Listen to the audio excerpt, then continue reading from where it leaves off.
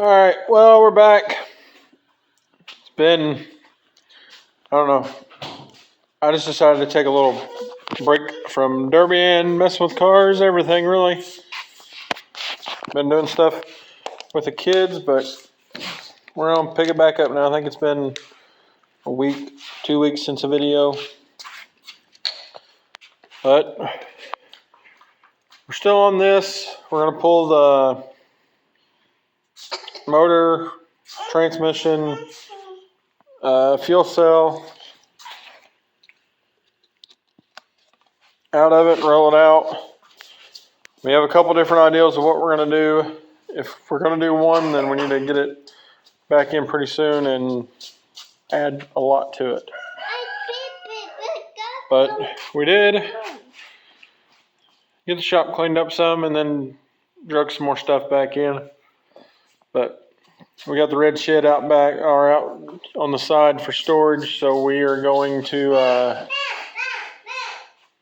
clean that up, organize that, and hopefully put some shelves in there so we can put some more stuff in it and clear out some more of this. But as of right now, I'm gonna unhook all the wiring, cool it up on the distributor. I gotta unhook the tranny lines, take the slider out of it. I gotta pull the fuel cell out of it, the whole fuel system where it ain't outside. I gotta cut the cross member from the frame and get the motor mount bolts out. Probably gonna take this back off and just take a sawzall and whack it off because I'll just put tubing across the top of it.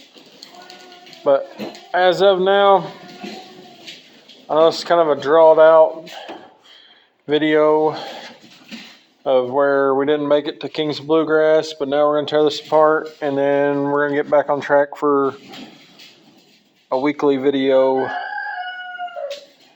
here soon. I'm gonna get the square body in and try to fix the fuel gauge. It's just went completely past full on me the other day and I would like to get it straightened out. And I don't know, we got all kinds of stuff that we need to do.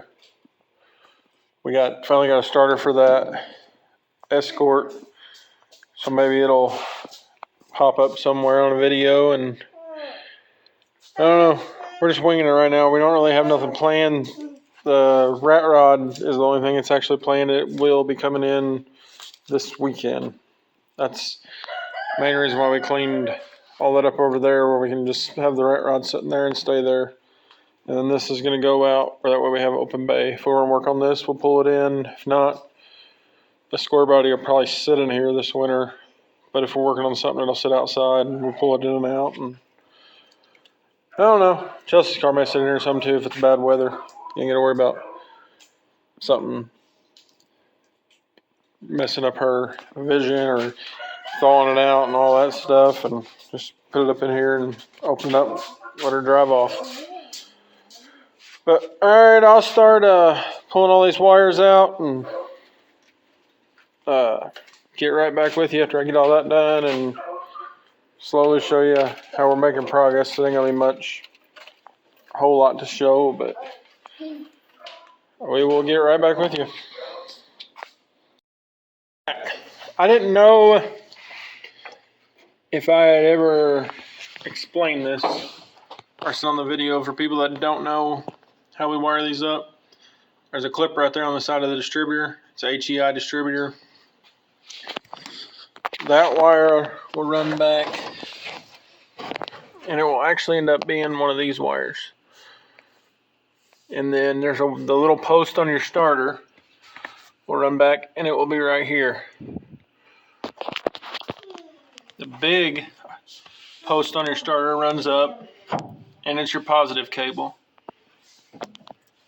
The wire, I usually put it on the back of the head or bell housing bolt. But bolt it down, it'll be your ground.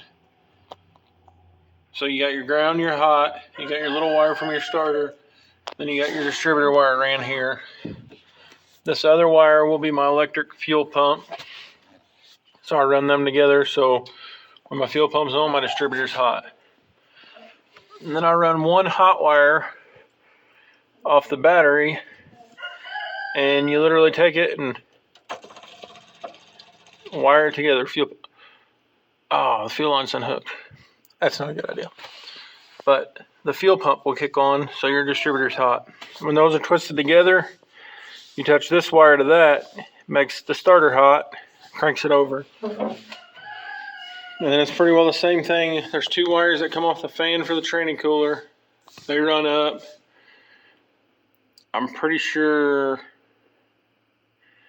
yeah, I have the ground hooked solid to the cable or the battery.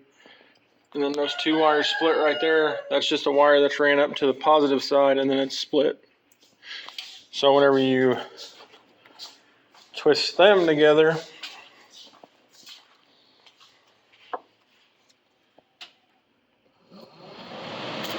fan comes on. So with those two wires, a hot wire, and these two wires, and a starter wire runs this whole thing. Really all you need, if you use a mechanical fuel pump and you used a mechanical or just a regular old training cooler with no fan, you would literally make your distributor hot, touch your starter wire to something hot, and it could fire right up. There's nothing to them. That's why it's so simple. And everybody may wonder why I got a bunch of wires twisted together. I don't know, I don't like switches. I've had a switch burn up, go bad. One thing I haven't never had a problem out of is I used to use light switches, like for your house. Those were, I never had a problem out of them, but they're just big and bulky, and I don't know, I just grew immune to wiring it together. You ain't got to worry about, if you melt the wire, you grab it with your teeth, strip it back a little more, and twist it back together, and it works again. Sounds like the kids are home. But I figured I'd do a little video on that. I don't know if I told it when I was putting this back together, but that's how we basically wire up an engine. We're gonna start tearing it apart now. All right, a little update before we go to practice. Got power steering pump off, gonna set it off to the side. Once we pull the engine and everything, then I'll pull the hoses and cut the reservoir out, because that's not actually mine either. But it goes with the motor. But it's all set off to the side. Got all the wires loosened, removed, whole fuel system removed. All that's done, batteries removed. But we are about to head to practice, so we'll get right back with you tomorrow and start working on some more. Tomorrow or Friday. Hopefully have it yanked out of there by then. But have a good one. Alright, back today, messing with the car. We have motor mount bolts loose, tapped in a little bit. And we started cutting the cross member out of it. But it's being real difficult. Pretty well. Oh, and we got the shifter unmounted or cut or unbolted. Transmission lines and the sliders out of it. But I don't know. It's kind of a choppy video. That's what it's going to be, but we'll get back on track on the next one. But basically we're going to try to get that cross member out, finish pulling these motor mount bolts, and we'll lift it up out of here. I'm probably going to have to cut this too, but I'm going to see what it looks like first before I do. But probably get back with you whenever we have it out and sitting, because this is just cut welds and pull bolts out, and maybe have somebody record while we're lifting it out. I don't know, but we'll get back whenever we get to that point. All right, well, I got the radiator guard off. Got to take that and cut it, and got the cross member out. It was quite a I didn't want to cut the frame up, and I didn't want to ruin this. So I think I blew through the frame a couple times, but that won't be too horrible. But got it out. If you can see where it's bent from where it had so much pressure on it. But now I've got the motor mount, the nuts off the motor mount bolts. I'm trying to shove them out. I need to jack it up and see if I need to drop the starter to get it out or not. I think I have to drop the starter, so I'll look into that and we'll be right back, hopefully pulling it out. Alright, so we got everything broke loose. Actually got it raised up some. Just need to pull it on up. Try to drag it out of here real quick. Try to set you up somewhere where you can see it.